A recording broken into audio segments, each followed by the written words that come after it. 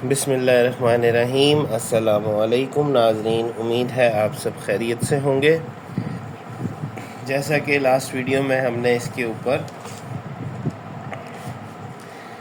इस पॉलीयूरेथीन बम्पर के ऊपर एपॉक्सी और पॉलीयूरेथीन फोम लगाया था, उसकी एयर ख़त्म करके चेक करने के लिए कि किसकी एडिशन जो है कौन से वाली चीज़ ज़्यादा अच्छी चिपकती है इस मटेरियल से। आप में से बहुत सारे लोग ये सोच रहे होंगे कि मैं ये ही क्यों इस्तेमाल कर रहा हूँ, मैं वो मेल्टिंग वाला और वेल्डिंग वाला प्रोसीजर क्यों नहीं इस्तेमाल करना था। तो नाज़रीन, असल मसला ये है कि ये जो मटेरियल है ना, ये इस किस्म का प्लास्टिक है। काउंट तो आप इसको प्लास्टिक में ही करेंगे, लेकिन ये इस किस्म का प्लास्टिक है कि ये प्लास्टिक मेल्ट नहीं होता। ये प्लास्टिक बर्न हो जाता है, मेल्ट नहीं होता। मतलब कि अगर मैं इसको किसी गर्म चीज़ से इसके अंदर होल करने की कोशिश या इसको मेल्ट करने की कोशिश करूँगा थ्रू अ सोल्डरिंग आयरन और एनी काइंड ऑफ थिंग जो कि हॉट हो, तो ये पिघलेगा नहीं, ये जल जाएगा, इसका पाउडर बन जाता है और बिल्कुल ऐसे जैसे कि राख ऐश बन जाती है। इसलिए ये रिक्वायर्ड है इसके लिए कि इसको किसी एडहेसिव से जोड़ा जाए, ऐसे ना जोड़ा जाए कि ये पिघल जाए, मतलब कि वेल्ड हो जाए, हो ही नहीं सकता। खैर, अब ये दोनों चीज़ें हमने लगाई थी। ये पॉलीयूरेथीन फोम, इसके अंदर से हमने एयर निकाल दी थी, और ये हमने लगाई थी एपॉक्सी। अच्छा, अब ये काफ़ी हद तक ना सूख चुके हैं, इनको 6 घंटों से ऊपर हो चुके हैं दोनों को। तो अब हम इसको चेक करते हैं कि ये कैसी, इसकी जो एडहेसिवनेस है वो कैसी है। ये इस यूरेथीन फोम को, ये यूरेथीन मटेरियल को कैसा पकड़ रहे हैं। तो हम इनको उखाड़ने की कोशिश करेंगे किसी चीज़ से। तो ये ब्लेड है, ब्लेड से मैं इसको बिल्कुल बेस से रख के जो ना उठाऊँगा। अगर तो इसने बेस छोड़ दी और पॉलीयूरेथीन इसकी शीट के ऊपर इसका कोई रेजिड्यू ना रहा, तो इसका मतलब ये है कि ये इतना अच्छा कारआमद नहीं है। ठीक है, अलबत्ता ये है कि ये चिपका अच्छा हुआ है, मतलब ये कि कितने आराम से ना ये उतर नहीं रहा। मैं इस तरफ से नीचे डालता हूँ ब्लेड और उठाता हूँ, तो हाँ जी, ये इतना कामयाब नहीं है। देख रहे हैं आप, जब मैं इसके नीचे ब्लेड डाल के उठाता हूँ तो ये अपनी स्पेस जो छोड़ देता है। दूसरा आप ये देखें ये ब्रिटल कितना है, मतलब कि ये सॉफ्ट है। तो ये चीज़ तो हम उधर अगर लगा भी दें तो हमारे काम नहीं आएगा, ये एक फारिग चीज़ है। ये वाला पॉलीयूरेथीन इस पॉलीयूरेथीन के लिए ठीक नहीं है। अब बारी आती है हमारी एपॉक्सी को चेक करने की। ठीक है, अब ये एपॉक्सी प्रॉपर पूरी नहीं सूखी हुई, हल्की सी शायद इसमें ना अभी लचक हो, तो हम इसके नीचे ना डाल के देखते हैं ब्लेड डलता है कि नहीं। ब्लेड तो जी नीचे घुस रहा है, लेकिन काफ़ी ज़्यादा ज़ोर आजमाई से घुसाना पड़ेगा। तो वही तो हमें चाहिए कि जितना ज़्यादा ज़ोर आजमाई से हम घुसाएं उतना अच्छा है। नहीं जी, ये ठीक है। उसकी वजह ये है कि ये पॉलीयूरेथीन कट गया, एपॉक्सी से अलहदा नहीं हुआ। ये एक अच्छी ऑप्शन है, हो सकती है। ये देखें ना, हाँ, पॉलीयूरेथीन नीचे लगा रह रहा है, जा नहीं रहा। आई मीन एपॉक्सी पॉलीयूरेथीन के साथ चिपकी हुई है, ऊपर से उखड़ रही है। यहाँ ये ना बैग है इस तरफ, क्योंकि इस तरफ इसका ढलान थी ना, इस तरफ चला गया, ये मूव कर गया और यहाँ आके सूख गया। तो हम यहाँ से भी उठाने की कोशिश करते हैं, शायद यहाँ से उठ जाए। नहीं जी, ये अच्छा खासा सख्त हो गया है। तो जी इसको यूटिलाइज़ किया जा सकता है इस काम के लिए, ठीक है। अब जो हमारा आखिरी तजर्बा था, हमने कहा था हम इसको करेंगे पॉलीयूरेथीन से, एपॉक्सी से और ये एल्फी से, ठीक है। तो अब ये जो आखिरी एल्फी वाला तजर्बा है ना, ये भी करके देख लेते हैं, देखते हैं हमारा कौन सा जो है वो बेस्ट रहेगा। तो ये एल्फी को ज़रा मैं होल कर लूँ इसकी, उसमें हाँ हो गया। अब हम ऐसा करते हैं कि डायरेक्टली इस पीस को इधर जोड़ ही देते हैं, ट्राई करते हैं जोड़ने की।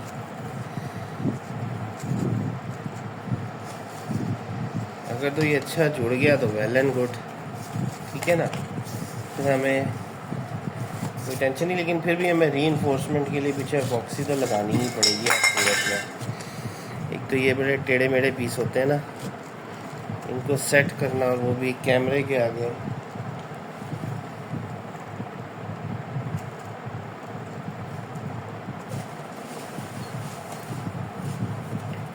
अच्छा जी, अब ये जो इन्होंने पिन लगाई हुई है ना, हमें इस पिन को रिमूव करना पड़ेगा हर सूरत, ये हमें तंग करेगी जोड़ने में। लो हो गई जी रिमूव, कोई पंगा ही नहीं था। चलो अब इसको रखते हैं इधर, और सिर्फ इस एरिए को हम ना एल्फी से जोड़ते हैं, जो प्रॉपरली इस एरिए को, क्योंकि ये वाला जो एरिया है ना, ये अगर आप देखें तो ये वाला एरिया बिल्कुल मैच कर रहा है इधर। इधर से मैचिंग पूरी करके ना तो बकाया फिर हमें जोड़ने में आसानी होगी। ये देखें बिल्कुल मैच कर रहा है। तो हम ऐसा करते हैं, थोड़ी सी एल्फी इधर लगा के देखते हैं होता क्या है। ये हम सिर्फ तजर्बे ही कर रहे हैं। Let's see now. ये लग गई एल्फी, और ये हमने इसके ऊपर इसको रख दिया, ठीक है। उसको देखते हैं ड्राई होके क्या ये रिज़ल्ट देता है।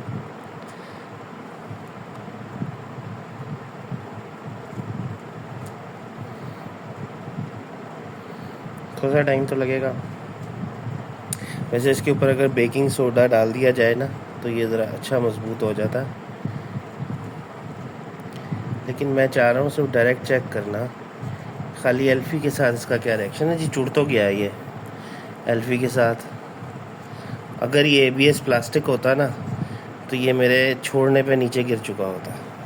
इसका मतलब ये है कि इसका रिएक्शन इस मटेरियल के साथ है, जिसकी वजह से ये इतना अच्छा जुड़ रहा है। हाँ जी, अलबत्ता चलो अच्छा जुड़े चाहे बुरा जुड़े, लेकिन एक बात है कि हम इसको होल्ड कर सकते हैं इसके साथ, और पीछे से एपॉक्सी लगा दें, ये भी किया जा सकता है। देखें ये जुड़ रहा है। एक तो ये जो हाथों को लग जाती है ना एल्फी, ट्रांसपेरेंट लिक्विड है ना, पता ही नहीं चलता कहाँ कहाँ गया।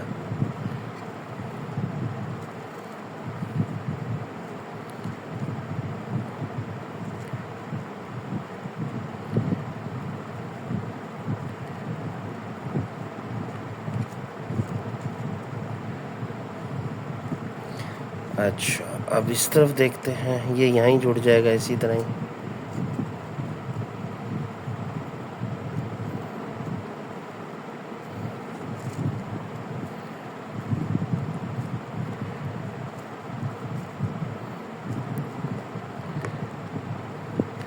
ज़्यादा एल्फी भी लग जाए ना तो वो भी देर से सूखती है। इसको हम झाड़ते हैं थोड़ा सा, झड़ गई। अब हम इसको पकड़ के रखते हैं और देखते हैं कि कैसा सूखता है।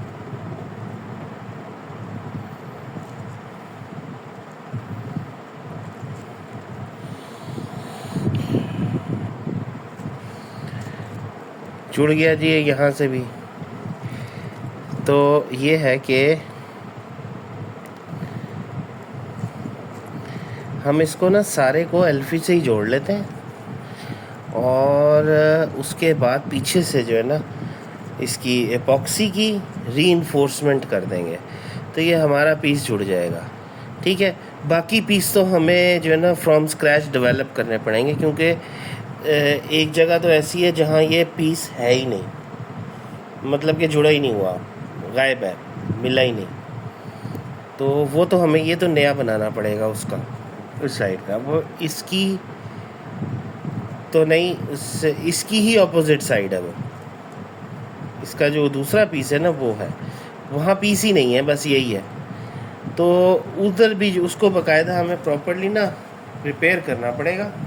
तो इसको हम खैर जोड़ सकते हैं, और ये एल्फी से भी अगर जुड़ जाए तो बहुत अच्छा काम कर सकता है। एटलीस्ट हमें शेप तो प्रॉपर मिल जाएगी ना एल्फी से जोड़ने से, तो वो ही मैं हासिल करना चाह रहा हूँ। अब अगर मैं इसको यहाँ से किसी तरीके से जोड़ लूँ ना, मेरा काम अच्छा हो सकता है। उप्स, ये जो नुकसान है ना, ढेर सारी एल्फी जो गिर जाती है एकदम, ये अच्छी बात नहीं है। खैर चलो, जो भी है, क्या कर सकते हैं।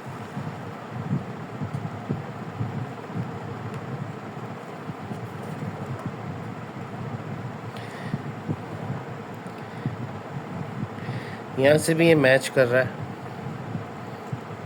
चले नाज़रीन, मैं इसको ना पूरा एक दफ़ा जोड़ के तो फिर आपके साथ ना वीडियो को कंटिन्यू करता हूँ, ठीक है। अच्छा नाज़रीन, ये जुड़ गया सारा, ठीक है। यहाँ से भी जुड़ गया, यहाँ से भी, ये सारा बस, लेकिन ये वाला एरिया रह गया। अब ये वाला एरिया इसलिए रह गया क्योंकि ये देखें, ये जो पतरी लगी हुई है ना, ये मैंने खोली नहीं। खैर मैं तो अभी तजर्बा ही कर रहा था, एक्सपेरिमेंट कर रहा था, अभी मैं इसको रिपेयर थोड़ी शुरू करने लगा था। खैर ये पतरी जो है ना, इसमें इस जगह पे डेंट है, जिसकी वजह से ये जो चीज़ है ना ये खुली हुई है। तो जब हम ये पतरी इसकी उतार देंगे ना, तो ये प्लास्टिक सॉफ्ट हो जाएगा, फिर इसको हमें यहाँ से यूँ जोड़ने में मुश्किल नहीं होगी। और ये पूरा ना लाइन पे आ भी रहा है, मतलब कि ये सही जोड़ेगा।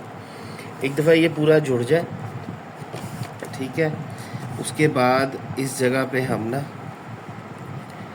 एपॉक्सी भर देंगे सारी किनारे में, ठीक है।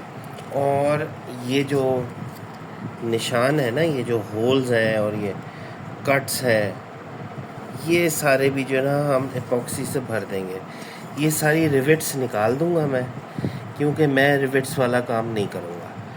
सारी रिवेट्स निकाल दूंगा और इस जगह पे जहाँ जहाँ होल्स हैं उनमें मैं एपॉक्सी भर दूंगा। इनफैक्ट ये कि ये जो इसके ऊपर जो फिलिंग हुई है ना ये वाली, अच्छा अब ये इतना अच्छा जुड़ा है कि ये मतलब ये कि मैं अच्छा खासा ज़ोर लगा रहा हूँ। एटलीस्ट 10 kg तो मैं इसको पुल दे रहा हूँ। ये बड़ा एल्फी से बड़ा अच्छा जुड़ गया जी। लेकिन खैर मैं एल्फी नहीं लगा रहा, लगाऊंगा मैं एपॉक्सी, क्योंकि फिलिंग तो मैंने करनी है ना। अब ये देखें, ये जो इन्होंने मसनूई झरी डाली हुई है ना, ये झरी शो करने के लिए, हालांकि एक्चुअल झरी ये बनती थी ना, ये जहाँ जोड़ है वहीं झरी होनी है। इन्होंने ये अपनी तरफ से पीछे से ग्राइंडर मार के झरी बनी, बेसिकली इन्होंने प्लास्टिक ख़राब कर दिया। खैर इसको भी मैं एपॉक्सी से भर दूंगा। और ये जो सारा ये जिसके ऊपर लगी हुई है ना, अच्छा इस जगह पे ज़रा मोटी लगी हुई थी, ये पीछे ना बारीक बारीक ही है, लेकिन क्योंकि इसमें अब त्रेड़ें आ गई हैं, क्रैक आ गया, तो ये अगर मैं इसके ऊपर भी काम करूं तो ये मुझे उखेड़नी ही पड़ेगी। तो इसको मैं सारा ग्राइंड करके ना साफ़ करूंगा। साफ़ करने के बाद मैं देखूंगा कि क्या मसले हैं इसके अंदर, वो फिर मैं एपॉक्सी भरूंगा। ये बॉन्डो नहीं लगाऊंगा, ना मैं कोई नाइट्रोसेल्यूलोस लगाऊंगा, मैं एपॉक्सी लगाऊंगा। एपॉक्सी लगाने के बाद इसकी अच्छी तरह रगड़ाई करेंगे, उसके बाद इसके ऊपर लगाएंगे हम डायरेक्टली नाइट्रोसेल्यूलोस, और नाइट्रोसेल्यूलोस के ऊपर हम सीधा पेंट मार देंगे। एपॉक्सी जो है वो नाइट्रोसेल्यूलोस के ऊपर, मतलब कि नाइट्रोसेल्यूलोस जो है वो एपॉक्सी के ऊपर सही तरह चिपक जाता है, ठीक है। वो प्लास्टिक सोल्यूशन लगाने की ज़रूरत नहीं पड़ती। इस जगह पे भी ये सारा जो है ना यही करना है, और ये सारे क्रैक्स जो हैं। और दूसरा, ये जो इसका जो टेढ़ा मेढ़ापन है ना, जो इसके अंदर आया हुआ है, अगर मैं आपको दिखाऊं, ये थोड़ा सा ना टेढ़ा मेढ़ा है। इसको ना हम हॉट एयर गन से नरम करेंगे प्लास्टिक को, फिर पीछे से प्रेशर दे के इसको बाहर निकाल के उसी पोजीशन में रखेंगे। तो जब ये ठंडा होगा ना तो ये बिल्कुल सही हो जाएगा, इसके अंदर जो भी ऐसे फॉल्ट्स आए हुए हैं। आप ये देख रहे हैं, ये जो फॉल्ट है जिस तरह, और ये वाला फॉल्ट जो है, ये सारा मैं इस तरह करके इसका सीधा करूँगा। यही काम पूरे बम्पर पे करना है। और अब ये जो प्रोजेक्ट है, क्योंकि मैं मैक्सिमम 2 से 3 घंटे ही दे पाता हूँ गाड़ी को, इससे ज़्यादा नहीं, क्योंकि मैं अपने दूसरे काम करता हूँ। तो 2-3 घंटे अगर रोज़ दिए जाएं, और जैसे कि आपको पता है DIY प्रोजेक्ट है एंड आई एम अलोन, तो ज़ाहिरी बात है मुझे टाइम तो लगेगा ये काम करने में, लेकिन मुझे कोई जल्दी नहीं है, क्योंकि मेरी अपनी गाड़ी है और मैं ख़ुद हूँ जो रिपेयर कर रहा है। तो कोई बात नहीं, आहिस्ता आहिस्ता आहिस्ता आहिस्ता तसल्ली से, जल्दबाजी में कोई काम नहीं करना मैंने, क्योंकि वही बात, मेरी अपनी गाड़ी है, मुझे कोई जल्दी नहीं है। ठीक है, तो इंशाल्लाह ये मैं 2-4 दिन में पूरा बम्पर जो है वो एक्टिव कर लूँगा। कोशिश तो मेरी है कि जल्दी कर लूँ, लेकिन नहीं होगा जल्दी मुझसे। मुझे अंदाज़ा हो रहा है कि ये एक बहुत लंबा काम है, इतना आसान नहीं है। इनफैक्ट ये कि पेंट को ही साफ़ करना, रगड़ाई करना, सैंडिंग करना, सैंडिंग के लिए मैं ये लेकर आया हूँ, ये देखें, ये सीधा एंगल ग्राइंडर के आगे लगाएंगे इसको, ये वेलक्रो लगी हुई है, और इसके आगे लगाएंगे ये P60 का सैंड पेपर, और इससे इसको ग्राइंड करके पेंट साफ़ कर देंगे। ठीक है, तो ये तो सारा इसी तरह हो जाएगा। सब साफ़ करके एक दफ़ा ज़ीरो करके बिल्कुल देखते हैं कि क्या बनता है। उसके बाद फिर इसको फ्रेश स्टार्ट करेंगे, इसका पूरा पुराना सारा पेंट साफ़ कर देंगे इस बम्पर में से, पूरे बम्पर तीनों पीसेस में से। एक तो बैक पीस है ना, ये साइड पैनल्स है, तीनों पीसेस पे से हम ये सारा पेंट जो है इसका साफ़ कर देंगे, और उसके बाद फिर इसको हम रीपेंट करेंगे स्प्रे गन से। ठीक है, तो अब तक के लिए जनाब इतना ही। अब मैं इसकी फिलिंग वगैरह करूँगा, वो सारा कुछ इस तरह के प्रोसीजर्स मैंने आपको पहले दिखाए हुए हैं कि कैसे होती है एपॉक्सी की फिलिंग और ये सब। तो मैं इंशाल्लाह अब इसको तैयार करता जाऊँगा, और साथ साथ जो चीज़ मुझे इम्पोर्टेंट लगेगी वो मैं आपको वीडियो में शो करूँगा। तो अब तक के लिए इतना ही। बहुत बहुत शुक्रिया मेरी वीडियोज़ को देखने का, और थैंक यू। अल्लाह हाफ़िज़।